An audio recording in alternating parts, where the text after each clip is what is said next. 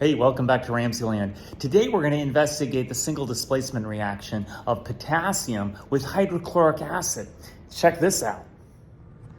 So all you need for this reaction is a test tube, some potassium, a spatula to cut it, and some 12 molar hydrochloric acid, and a dropper.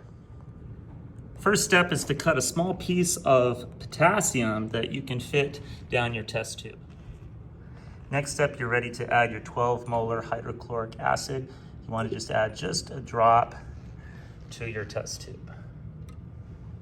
And the reaction will start up immediately. There you go. And your product here is potassium chloride, which is a salt. And you can see some of the salt crystals on the wall of the test tube. Okay, so what's going on in this reaction is you've got potassium, which is an alkali metal. You're adding it to hydrochloric acid. These are your reactants. And then your product is potassium chloride, that's a salt, and hydrogen gas, that's the gas that you saw coming out of the test tube, which is flammable. I hope you enjoyed this edition of RamZland, and I'll see you next time.